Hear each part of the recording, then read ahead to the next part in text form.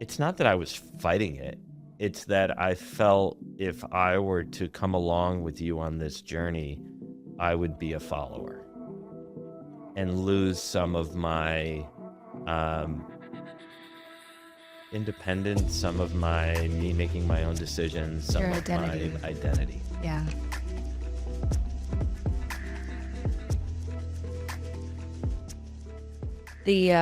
I think, conversation, an episode, I feel a lot of people are extremely interested in Must listening. see TV. CTV? Must see TV. Must see TV. For CTV. Whatever. Brian Fisher, my beloved, my husband, my partner in life. Welcome to the Spiritual Hustler podcast. What up? So, before we get into all the things we're going to talk about today, I have my first question for you that I ask every single guest on this podcast. And that question is, what are you currently spiritually hustling for? Freedom. I love that. Say more. Financial independence. Freedom from the everyday cycle that I think is implied in us, Yes. to get up and to hustle and to work. And, we definitely work a lot. We definitely overwork, but it has different meaning now.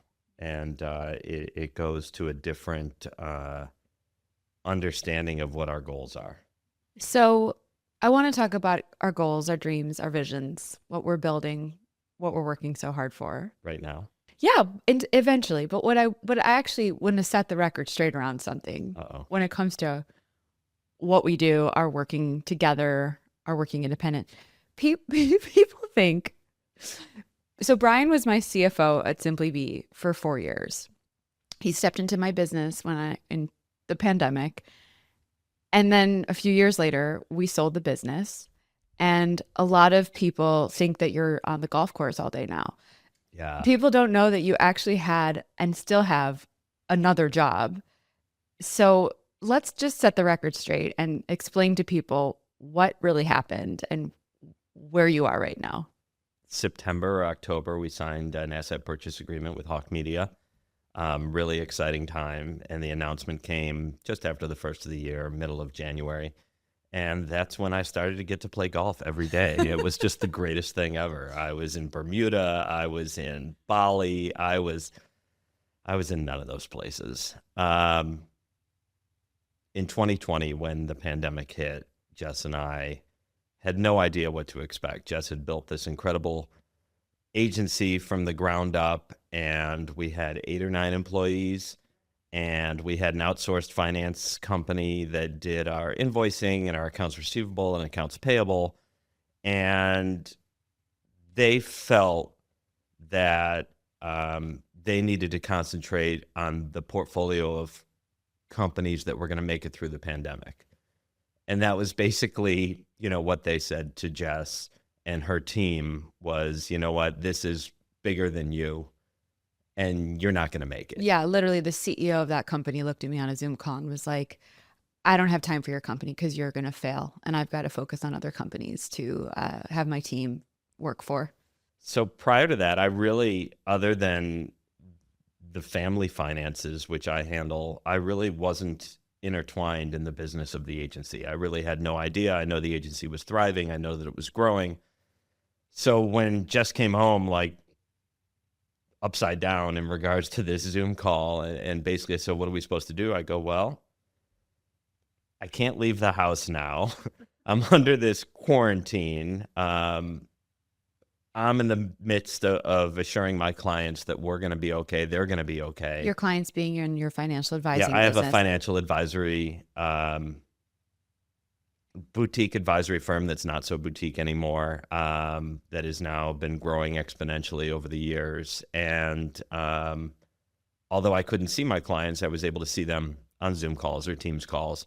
And I had a lot more free time. I wasn't traveling to the office.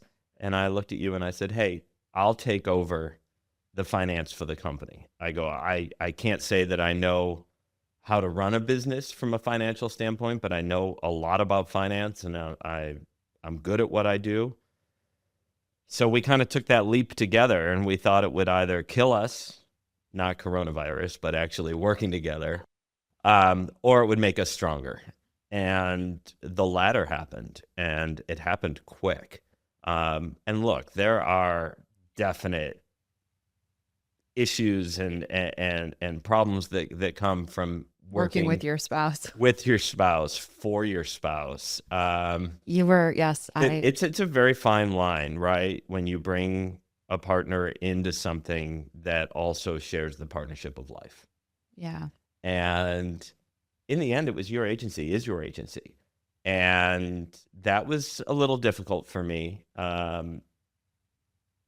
Look, I don't like to be told what to do. You do not like to be told what to do. I don't. So when a problem is uncovered and you come to a solution, it isn't always the easiest way to get to the end result.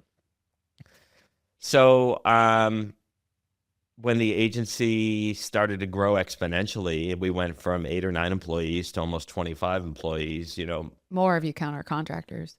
Yeah, exactly. It was just a matter of me splitting my time between my clients and between the agency, and it became 2 full-time jobs. But always knew that it wasn't going to be a permanent situation. Not that we had any idea of the exit that we would, uncover at the end of 2023, but I just knew that there was going to be a place I could take this agency, or we could take this agency together, that I was no longer, it was going to grow bigger than me, bigger than what I could provide.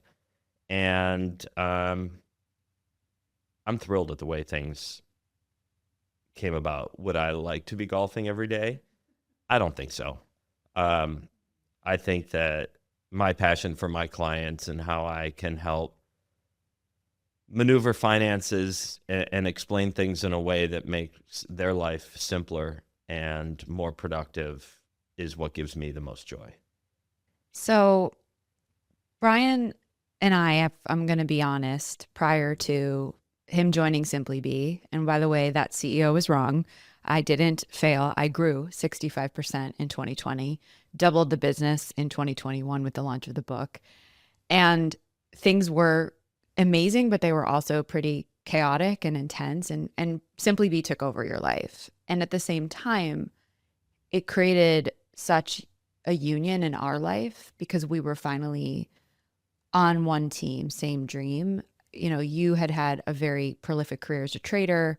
That sort of shifted when we got married. You went into financial advising. I started Simply Be, the company that I would eventually sell. And we were kind of living 2 separate lives. At least that's how I would define it. And you coming in as CFO and us working together in the business, I really believe healed our marriage and created more of a true unity that we had actually been missing.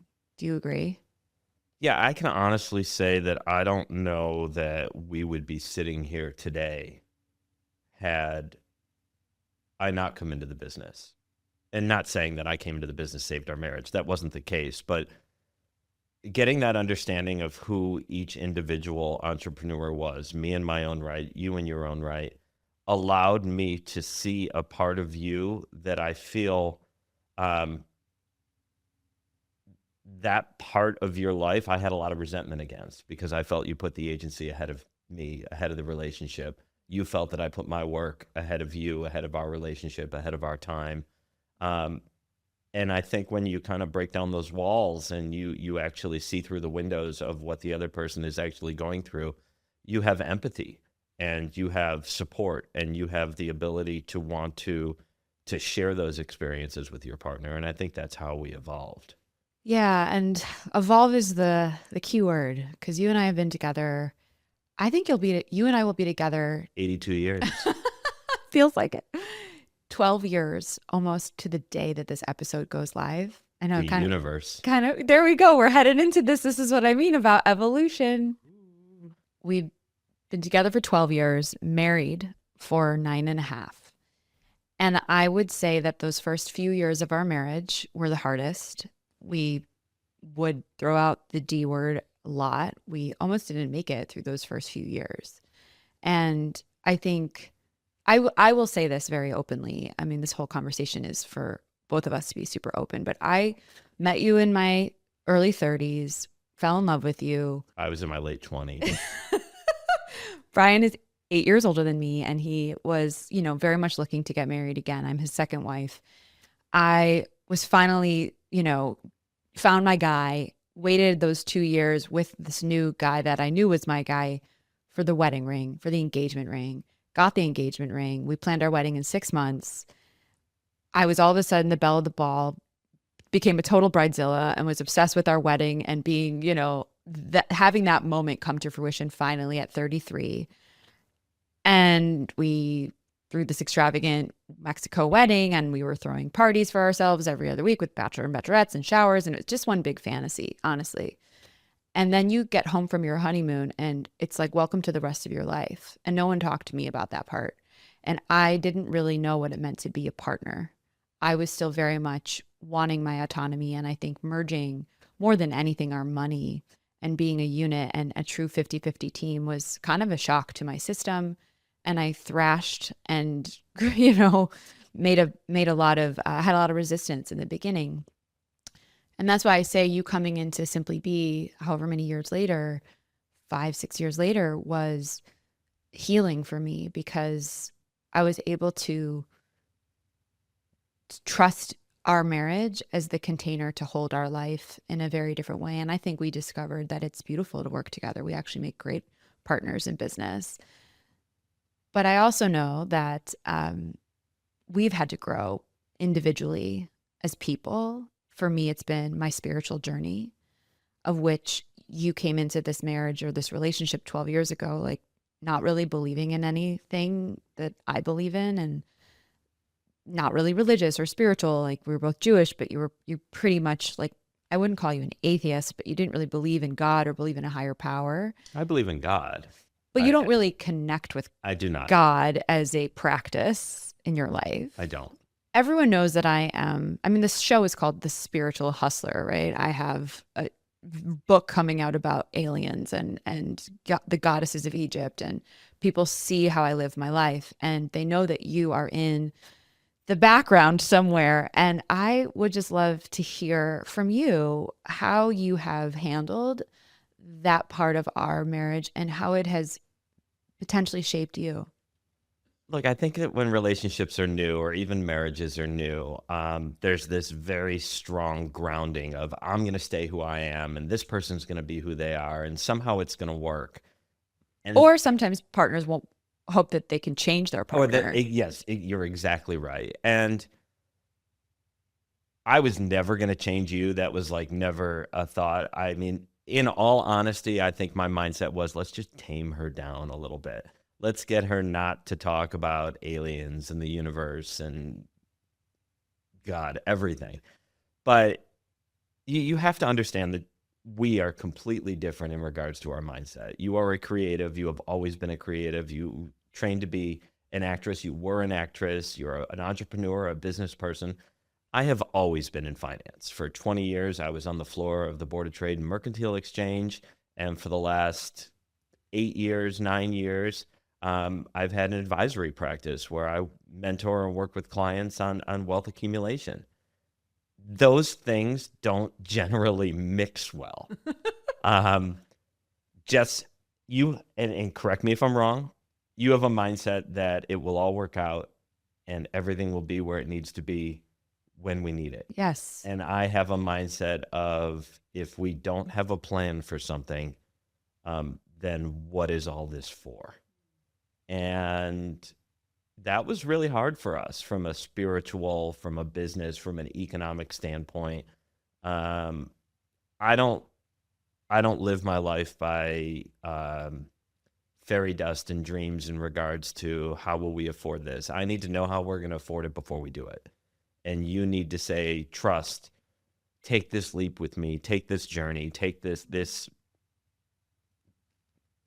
whatever it might be, and ride with me, and we're going to be okay. And have you learned from that? What have you learned from that? I've learned that I need to have my eyes wide open and be able to see things that the former me couldn't see.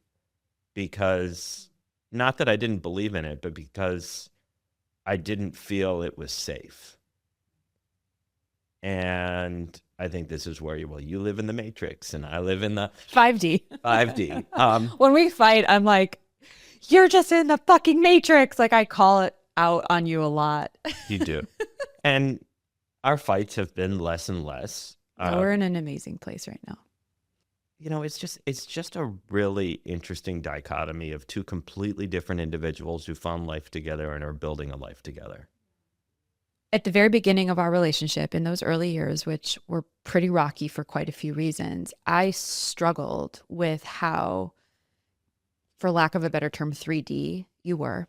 And I would threaten you often that if you don't try this on, if you don't believe in this stuff, if you don't think this way that I'm thinking, if you don't work on yourself in the way that I'm working on myself, this isn't going to work. I'm going to leave you. I mean, I was threatened that often. And it was, I'd be left behind. It wasn't necessarily you'd leave. It's that I am evolving and you are not. Correct. And I would say, you're going to get left behind. Mm-hmm. And I know that wonderful things. that was, yeah, well, that's marriage. And we're here to be honest with everybody. Correct. And I use that language often enough for it to become a deep wound and like under the belt dig whenever we would fight. And I realized, ladies, that you can't tell your partner how to be, what to think, to follow your lead. You can't tell them things with your words. What I learned in our last, specifically, couple of years, as my spiritual practice has deepened, that I have to fully surrender and let go of any expectations that I have of your path and completely follow my own and be the example. Like, not to do it to actually show or prove because actions speak louder than words, as they say. But I realized that when I let go of Brian's expectation to be like Jessica and just focused on Jessica's path, your witnessing of that, I think, really opened your eyes to the possibility of this world actually being a real thing. And you've really come to accept me for all that I am, and I love you for it. But over the last, I would say specifically the last year, you have really started to take steps in supporting me, but also truly supporting yourself. I think that's the key word, right? Is that I'm not doing it for you. You're not. I'm doing it for me and for us. Yes. And that's a huge difference when you can kind of switch the mindset on that, because it allowed me to actually do it and not feel like I was being told to do it, or I had to do it, or this is the reason why I'm doing it. I did it for me. Yeah. I am not woo. I do not like the word woke. I hate the word woke. There's a difference. They're all classifications of what someone wants you to be. And I'm the me that I am. I'm authentic as fuck. That's why we get along. I had a huge issue with what people thought of me, what people perceived of me, success. When I was younger, when I was starting to really excel as a trader. And since this evolution of understanding me a little better and understanding our relationship and understanding my relationship with the world, I care zero amounts. And that's a lie. I care a little bit. We all do. But I care much, much less. And I'm just much more comfortable with myself. I don't think I'm moved to a new state and to leave everything I know for, what am I, 29 now? So for 29 years. So for 50 years, all I've known is living in Chicago or the northern suburbs of Chicago. And now we live in Tennessee. Can you tell them what? Okay, I want to break this down. Uh-oh. And by the way, there's a huge difference between being woke and being awake. Absolutely. And you are more awake than you have ever been. And that, for those listening, that was my desire for Brian to be more awake from the very beginning. And as I awakened more and more, I projected onto him to come with me on my time, but you've really come to this place on your own time. It wouldn't work if it was on your time. We have to share why Nashville, because a lot of people have asked, but there's a couple reasons. But what was the take the audience back to Palm Springs, and what really inspired Nashville for the both of us inside of our intimate marriage? So obviously during the pandemic, Chicago shut down, and we drove down. We threw the dogs in a car. Didn't throw them. We placed them in the car. We basically threw them. And we drove down to Naples, Florida, and we spent a month in Naples, Florida, where I have a connection and a golf club. And that's kind of been a second home for me. And, you know, we were able to get out of Chicago. And once that evolved, and I realized that now I was seeing my clients on the screen instead of in person, and they were really understanding and accepting of that kind of change in the way people work together, I'm like, I could probably live anywhere. And the next thing I know, we were not staying in Florida. Florida was not going to be the place for us. I could have lived there very happily. I hate Florida. I shouldn't say I hate Florida. That's such a strong I word. know. I love Florida to visit. I just could never see myself living there. There was nothing there for you. Well, not in Naples, Florida. No. So then we said, where else can we go live and like experience life? So we had friends in Denver. We spent some time with Katie and Josh, and we went out there a couple times. We went to Austin, Texas. We didn't dig it. We liked it. We just couldn't see ourselves there. It wasn't a feeling. It wasn't a full heart yes, as we say.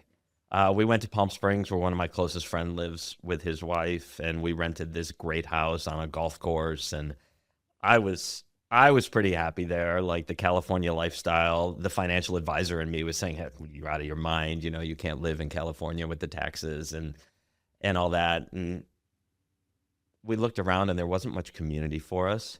Yeah, I was really depressed in Palm Springs. Yeah, we were really worried that, you know, we would get this beautiful home in Palm Springs, but then we would be traveling to LA to kind of be with people a little more in our age category or that we could relate to. And that's no way to live. But we actually looked at homes. We looked at homes. Oh, we had an agent. We had a real estate representative who was great. And we went and looked at a house, and we were thinking about putting an offer on it. And we had this appointment. And when I say we, I mean Jessica had, with an astrocartographer. So those of you who don't know what that is I had to Google it. That's an astrologist who reads maps, that studies the science and art of cartography. So this astrocartographer, we had very serendipitously and fortuitously not planned it. Like we went and saw this house that morning. We were considering making an offer on it, and we had planned this meeting with this woman that afternoon. And yes, I dragged Brian to this appointment. So continue sharing. So I remember sitting on the floor of this Airbnb that we had rented. It had one of those like low square coffee tables, and we were sitting there and we're talking, and this woman is on and she's reading our signs and, you know, oh, you should live here. You should live here. And I'm like, oh my God. I'm like, you know what? This is where our life is a sitcom. This is where like we should be on MTV, if MTV even does reality shows for couples anymore. But, you know, it's must-see TV with us. And I just listen and laugh quietly. And I think she had me living my essential, or my was somewhere in South Africa or something was going to be the ideal. And I remember chiming in. I go, well, that's not going to happen. So like, is there a place in the States you would recommend? And, you know, Ryan, she didn't sound like that. That's what she sounded in my head. You know, it was just this very higher voice that was kind of guiding us. And we asked her a question, and we said, where does it say we should live together? And she's looking at the intersections, and obviously, you know, South Africa wasn't going to be a place that we could meet. And I think you had something in Bali or Costa Rica or something. And she had said Nashville, or she had said Middle Tennessee, yes. I think is what she said. And I said, Middle Tennessee. And then I'm like, the only thing in Middle Tennessee is Nashville. She's looking at her map and she goes, that'd be a really strong place for both of you. And I remember looking at you saying, okay, then. Like, it didn't click with me, but I'm like, all right, you know what? We're on this journey, and this isn't our place. It is not a full heart yes. And I don't know. I don't post a lot on Instagram or Facebook. I mean, unless I'm on some sort of epic golf trip of some sort. And I made a post that's still up, basically saying thank you, Palm Springs, but see you soon. Not this is home. And it said Nashville, here we come. And we came to Nashville in literally a month later. A month later. We're very impulsive. Brian and I are very action oriented. Like when we get a hit, we go. Jessica is very action But oriented. you are too in your own right. I'm starting to come along. You are. All right. And so in January of 2021, we came and rented an Airbnb in East Nashville. For a weekend. And we knew it. And I knew East Nashville wasn't where we wanted to be. But I knew Nashville as a town. I'd never really experienced anything like this. Everyone makes eye contact in Nashville. Everyone says hello. Everyone genuinely cares about the answer that you give. Now, given we were in the middle of a pandemic and Chicago had gotten very cold in regards to personality and eye contact and everything that People Chicago were just was in famous. so much they were fear. in so much scarcity around everything that was going on. The city changed, as many cities did. Absolutely. And I had never really lived anywhere else. I went to school in Muncie, Indiana, which is small town, kind of felt like the South. Everyone was friendly, but it was very much a college town. I'd never really experienced, other than through travel, the South and Southern hospitality. And it is eye-opening. It's a real thing. It is a real thing. And right then and there, after that weekend, we got in touch with a real estate agent through a friend and said, we want to come back and we want to start looking at homes. Because many people know, we ended up looking at homes, renting an Airbnb that we found. We rented 6 months out of the year for the last few years, which led us to our land. And now we're building a house. And I really just want to highlight that really people ask us, like, what brought you to Nashville? Southern hospitality. You love the golf here. I love the nature. I love the women. But it was an astrocartographer. It was. That allowed us to find it. And you followed it. And you were like, woo, woo, woo, like rolling your eyes at that woman on that call. But we have never been happier. And this is basically the fullest heart yes we've ever had about a place to be together. And I feel like our marriage thrives here. I felt like when we were back in Chicago, even in the summer months, the last few years, because we were splitting our time, we were literally living across two cities. We would fight more in Chicago. We were stressed more in Chicago. We didn't often sleep in the same bed in Chicago because I need my sleep and so does Brian, and you snore, and that was I do not snore. It was a very big. There was a lot more contention in Chicago, and we have really dropped in Nashville. And I think that the reason why our lines are both here, and I forget the name of the lines because you have your Venus line, you have your Uranus line, you don't remember any of this. I do not. But I feel like our marriage, by the virtue of the fact that we're both connected here, we're a different Brian and Jessica in Nashville than we are when we were in Chicago. Yeah. And look, Chicago is still home in our hearts. Our family is there. Yes. My business is still there. It's housed there, although it's moved to many other states since the pandemic. But,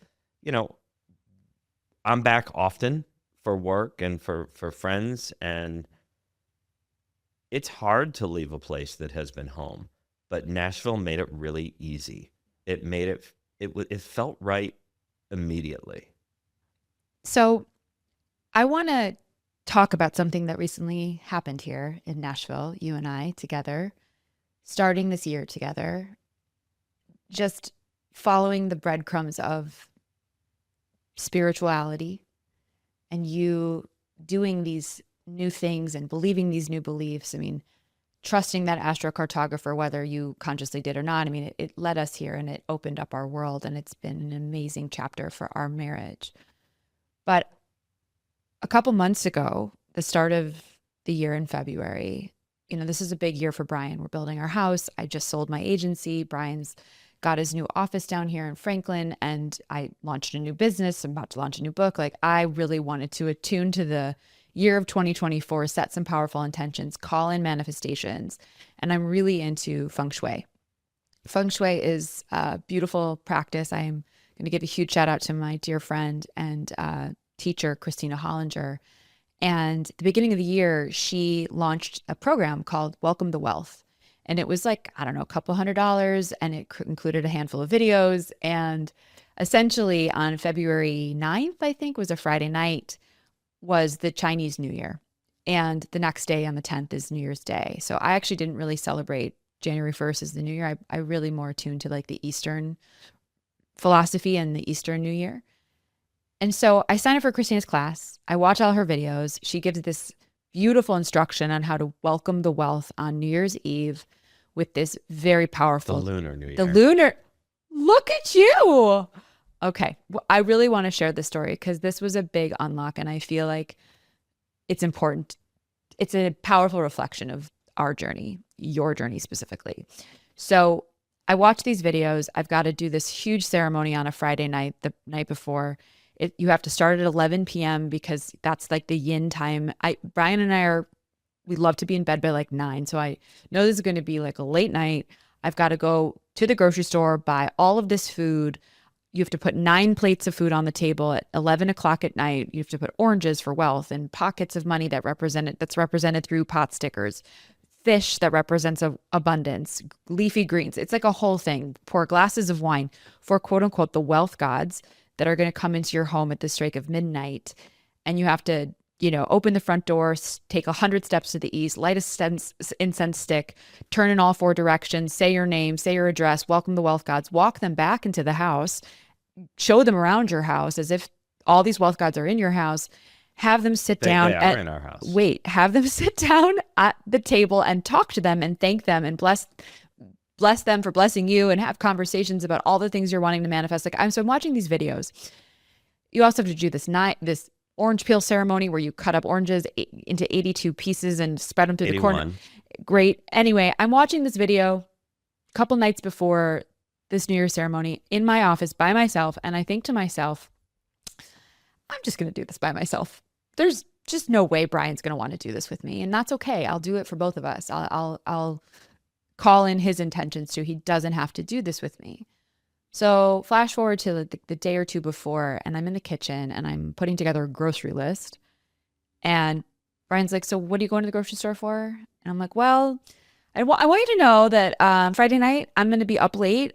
You can go to bed. You can do this thing, or you don't have to do this thing with me. I'm going to do this thing for us. And I kind of high level explain it. And you're like, I'll do that with you. Let's do it together. I'm going to get emotional. And I looked at you. I was like, are you sure? You're like, yeah, 100%. And so. Now, there are also I don't want you to do it just because I want you to do it.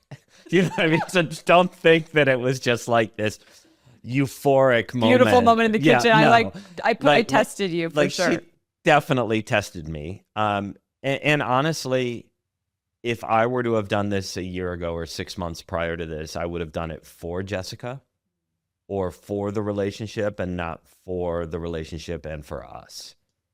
What was the shift?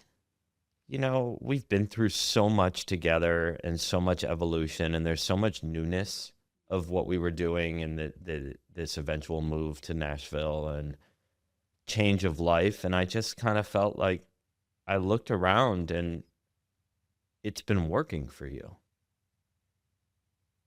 And you don't have to be, it's not that I was fighting it. It's that I felt if I were to come along with you on this journey, I would be a follower and lose some of my independence, some of me making my own decisions, some of my identity. Yeah. And that was hard. You followed my lead that night.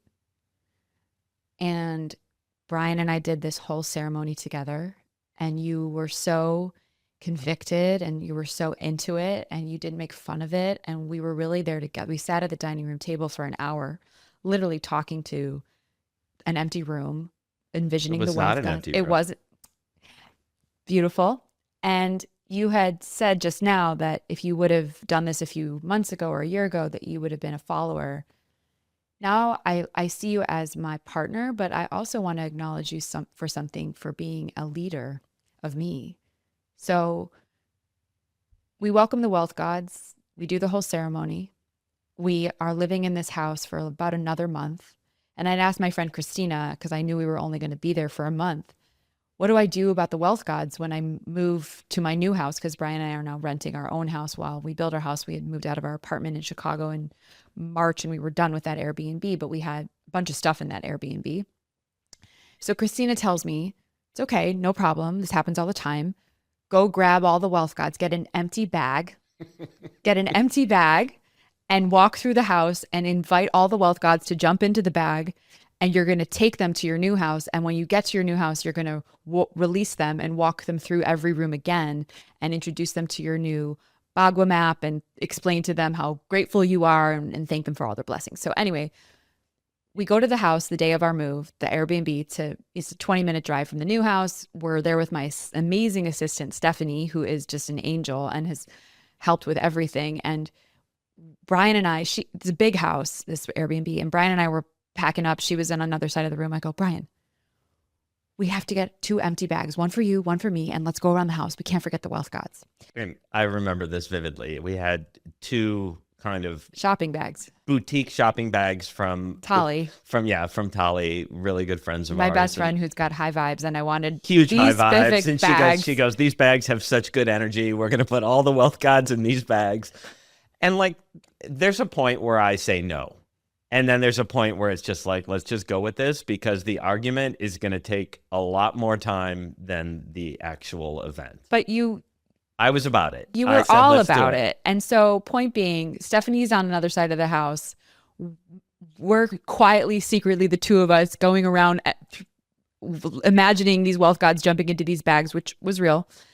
And then we set them on a bench. These 2 empty, the piano bench. And we set them down and we continue to pack. And God bless Stephanie. She was just trying to help us move fast. She saw 2 empty bags sitting on the piano bench. She took them and she put shit in them and she put them in the car. And we're about to leave the house. I go, "Oh, Brian, we have to go get back and get the wealth gods." And we go to the piano bench and they're gone. And I literally freak out. Meltdown. I have a for real meltdown. And Stephanie, it was not her fault. I wasn't upset with her. I just was like, did we curse the blessing? Did we fuck this up? I'm like, try to text Christina and ask her what to do. I'm really having a moment here, Brian. I need a minute. Like, you were really just witnessing me fucking freak out. Now, it could have gone one of 2 ways. I could have gotten really annoyed and told Jess, this is ridiculous. We did what we were supposed to do. They're in the car. There's other stuff in there with them, but it's keeping them. And I'm trying to rationalize this. Or I could actually be empathetic to the situation. And I remember running out to the car and getting the bags and emptying out the things that were in the bags and coming back into the house and saying, let's do it again. But what you said is, yes, we went up to Stephanie. We very politely said, we need those bags back. You went out there because I was still in the house having my moment. And you come back in and you said something to me where I was so upset. And you said, Jessica, we just forgot some of their friends. We have to go back and we left some of them behind. There was a reason for this. This was meant to be. And you were a leader in that moment. Like you have said just now, you have been a follower. I've reflected you are a partner now. But in that moment, and in many moments, actually, you lead this part of how we do life and what we believe in and what we attune to and what we commit to. And I will never forget that moment because it calmed me down. Literally, it was what I needed to hear. I was like, he's right. We went through the house too fast. We left some of the wealth gods behind. There was a divine reason we needed to do this twice. And I wouldn't have believed that unless you had said that. I think your mindset went to, if things don't work out, this is going to be why. If we don't have the year that we were supposed to happen, I will look back on this and be like, it's because the wealth gods got shuffled around. And I knew that. And I knew that couldn't be the defining moment of this exercise. Mm. And there was only one way to handle it. Well, I'll also share that when we finally did move here, there's another blessing called the orange peel blessing that you're supposed to do anytime a new year starts or a new home you move into. And Brian was the one that pushed, let's do the orange peel blessing again. Jessica, we got to go to the grocery store, go get the oranges. I mean, I was sort of being lazy about it. You were the one that pushed it. And you were so committed to that exercise when we did it that night. You knew the whole moves, you knew the mantras, you knew how to breathe. And what was that evolution about?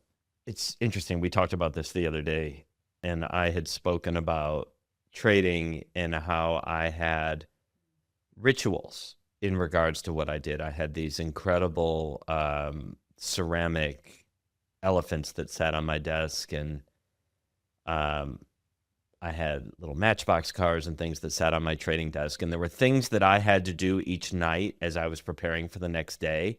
I think I had a tradition where I kissed each one of them, and It's I like said superstitions. it was superstitions, and I think there's a very fine line between superstitions and spiritual doings. And this was what we were doing with the orange peel. Didn't feel as dangerous as kind of superstition. Well, you said something at that dinner with Christy that I want to reflect. You said when I was kissing those elephants and doing my rituals before my trading days, it was out of fear. It was. And what you just referred to as spiritual doings or spiritual practices comes from a place of love and trust and faith. It does. And the mindset, back then for me was you're only as good as your last trade. So I could be this incredible trader and have a bad day, and that could start a domino effect of bad days. So I was doing these traditions out of fear rather than out of belief. And you just feel like it's different. It's not an obligation. It's something that you want to do. I don't know if I've told you this. Maybe I have. Love with statements like this. Well, I'm going to tell you as I share this with my whole community. So this was late last year. We were still in Chicago. And you had just started microdosing mushrooms. So I'm on a microdosing mushroom protocol with my incredible friend Christy Nelt's brand Microflow. And what inspired you to want? Well, I don't even remember the moment, like when you started asking, like, what did I recommend them to you? How did that come about? Where were we? We were somewhere that Christy was. Christy Nalt? Yeah. And I don't know if I tried one or something, or like it was you should do this, Brian, you should do this. And when Brian's told what to do, he's no way in the world he's going to do it. And look, I don't do drugs, and I just, there are certain things that I will try out of curiosity, or because someone tells you to do it so many times that you're finally like, fine. I don't know if that was the breakdown, or if I'm like, I really want to experience this. I mean, it's really hard to explain, but there's a reason that I did try, and there is a reason I continue to do it. 5 days on, 2 days off. Wait. But I would say it has dramatically changed my life. I am more aware. I am more understanding. It's the little things that don't bother me anymore. It is, and it's not fake. It isn't a mask. It doesn't hide how you're supposed to feel. It just gives you perspective that the things that I was obsessing on or that I was trying to overcome didn't matter that much. So I've seen your evolution with you being, on this protocol with microdosing. There was a specific pivot point that I saw in you, and it was early on in your first few months of taking these mushrooms that you came home back to that moment in Chicago at the end of last year. I maybe told you this, maybe not, but I was on the sofa. It was like 8, 9 o'clock at night. You had been gone all day. You had a lunch meeting with an old friend, and then you had some meetings in the afternoon. Then you went to Norton's and had dinner with some guys. And anyway, you come home at like the end of the day. I'm sitting on the couch, and you walk over and you're like, I have to tell you about my day. And I said, okay. And you said, okay, so I had lunch with this girl that I dated, and she married this guy who was just the right partner for her, and I don't think I could have been that as strong as him, and it was totally meant to be. And if I hadn't met her, I wouldn't have met you. And then I went to dinner later that night, and I ran into this guy that I used to trade on the trading floor, and I remember his sister, and he remembered me, but I didn't think he'd remember me, but we remembered each other. And I'm just now seeing, Jessica, that everything is connected. Everything is for a reason. And I mean, I'm giving the Cliff's Notes of that moment on the sofa, but I remember watching you come online, like your subconscious brain, like they call the mushrooms the mycelium network, like the Wi-Fi of the planet. And when we start taking microdose mushrooms, we connect into it and we become more attuned to the frequencies and the natural rhythms and how everything is truly connected in this earth plane. And that was a moment that I don't even think what I saw happening to you, because in these last 6 months, you have completely shifted. And I don't want to say that it's just because of the microdosing. You and I have been on this journey, and I really have watched you follow your own truth at your own pace. And that's really what I want people to take away from this episode, because on the spectrum of spirituality, I am like here, and you are like, you have been here down far. We've been far apart on Different this. universes. Truly. But you have committed to your own healing and to your own personal growth. And I just really have to credit as an accelerator in these last few months, you being on the microdosing. I mean, I think you have to look at it whereas when you do something for something and the actual effect is what you were told or you have read that it's supposed to be, it makes it more acceptable. I'd use like weight loss. For someone who is doing something for weight loss and they're actually losing weight, it gives them affirmation that they're doing what they're supposed to be doing. And for me, the microdosing is doing for me what I needed in my life. Yes, for you, not for me. For me, 100%. And I feel I'm doing it in a safe way. I feel I'm doing it in a controlled way. I feel I'm doing it in a clean way. Yes. But I also feel I'm doing it in a way where if I stopped, it wouldn't change my life, because now I've experienced what it's like on the other side. I don't find it addicting. I find it exactly what I need right now in my life. There's been another net effect of you, a recent development in your lifestyle that you have changed. Do you want to share that?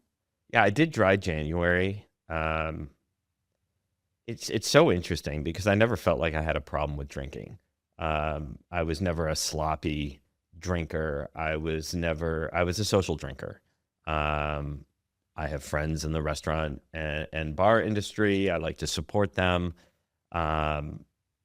I would say that drinking towards the end of last year became a part of my everyday rather than a part of socializing.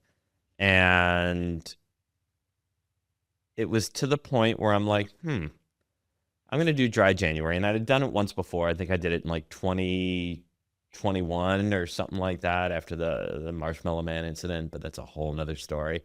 And I did it effortlessly.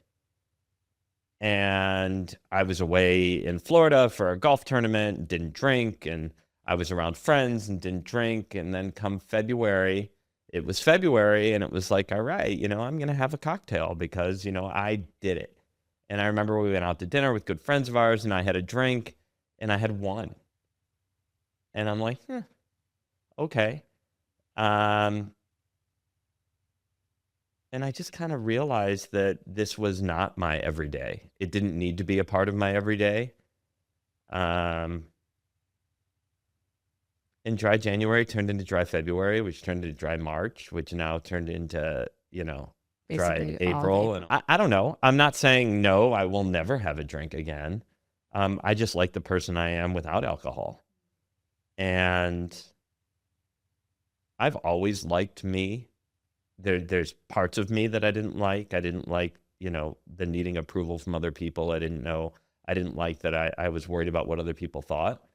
I would say not drinking for me, the hardest part is the social aspect of it, the justification of it.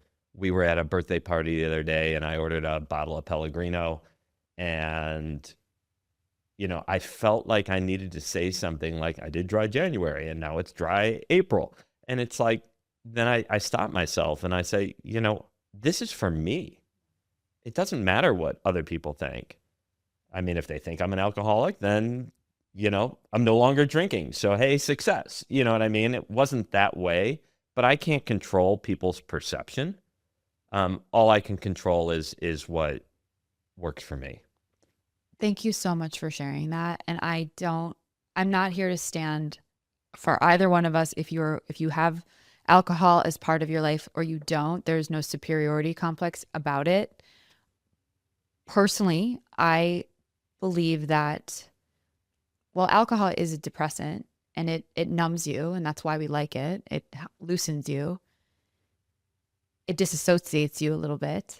And I think that when you choose to remove it from your life, even slightly less than you once were, I believe that it is a sign that you're willing to face your life. You are waking up. You are becoming more conscious to how you might numb with it. And your journey, Brian, which I just really am so grateful that you came on the podcast today and have been so vulnerable and honest about you and us. I think the not drinking anymore detail really is just a tiny affirmation of you waking up and your willingness to feel the full breadth of your human experience. And part of that human experience, in my view, is knowing that we're not humans, we're spiritual beings having a human experience. And I just really want to honor you for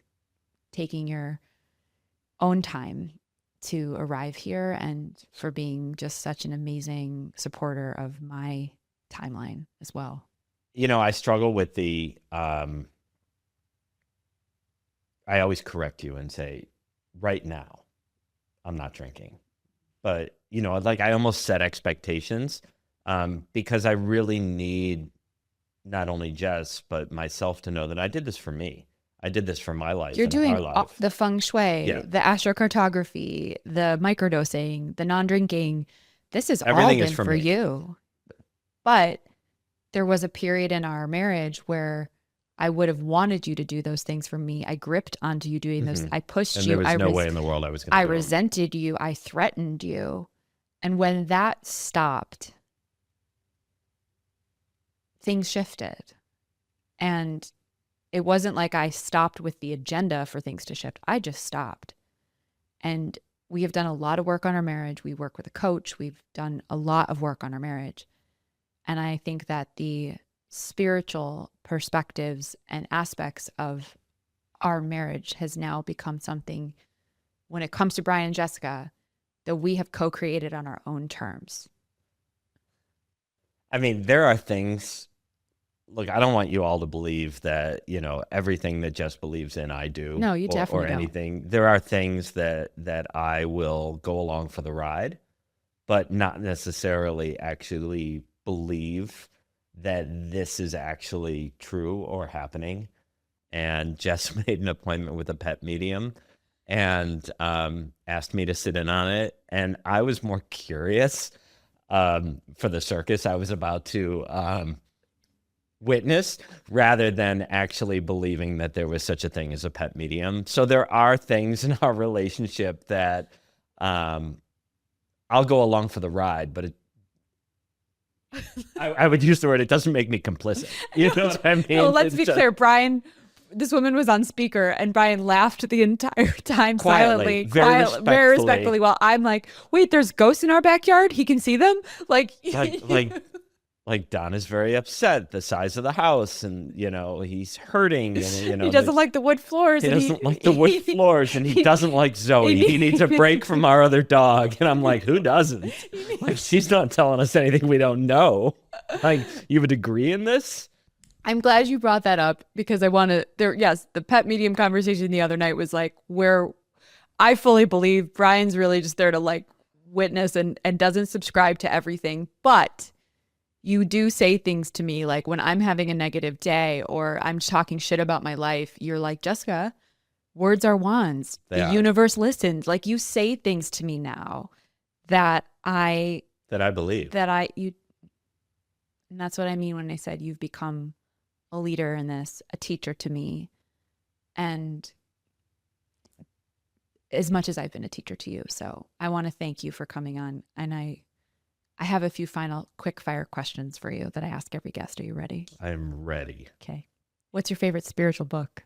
I haven't read The Light Work yet. We have a tradition that I read the book once it officially comes out. That's when I read B. I read it the night it came out. Just got me my own copy. So I have not read The Light Work yet. I'm not a big book person. Brian doesn't read. I mean, I read things that interest me. I read things on the market. I read things on golf. I read things on cars. But for me to sit down and read a book about spirituality, that gets me into the old mindset that someone's trying to tell me how to be or what to be or how to act.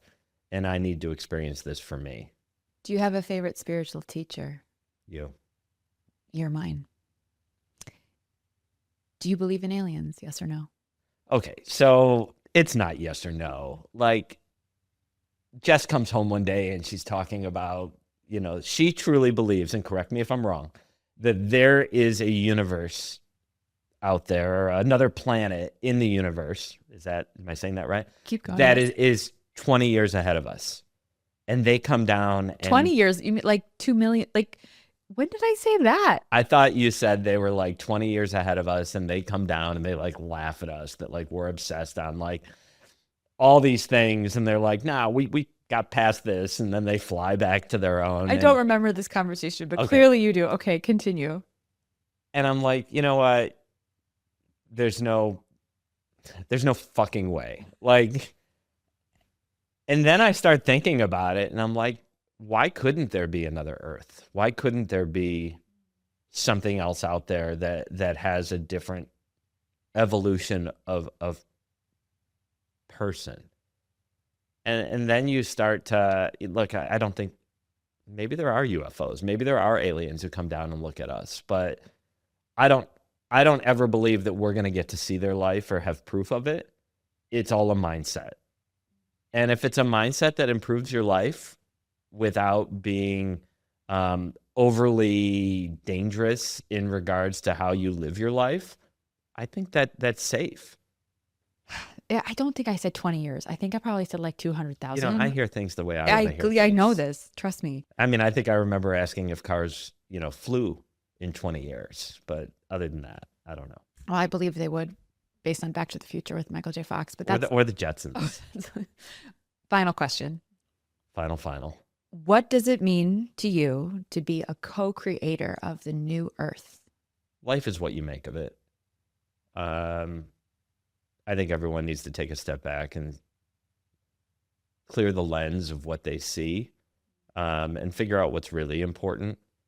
I think you'll find, possessions and things are not important, and life and experiences are.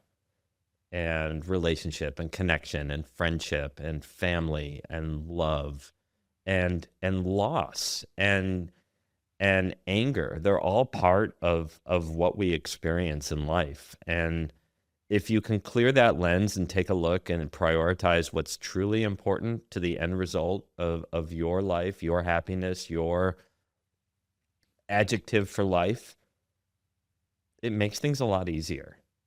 And I truly believe that if you accept things out of your comfort zone, it changes your life. I'm going to try not to cry. That was profound and such a true reflection of your evolution. Thank you for being on my podcast. Thank you. Next time, I think the green room should have, things that I like, green M&Ms, little things. I forgot what those things are called when like celebrities have their list of things. Brian was like, Jessica, where's my green room? Did you get me my coffee and my M&Ms? I'm waiting for me. But we share a home, and this is our podcast studio is in our home. So we rolled up first thing this morning and caffeinated. And I really, truly love you. I'm so grateful for you. I really know that my community is going to take so much away from this. I really hope today, my friends, that we pulled back the veil enough for you to really see the truth of how two very different people who have not had an easy path when it comes to their marriage have made it through to a point where we are stronger than ever because we have honored one another's identities, and they're different, and they've made our unit so much stronger. And I just want to thank you again for your willingness to do this with me today, babe. Maybe you could take the babe out. Never. I love you. Thank you for listening, everybody.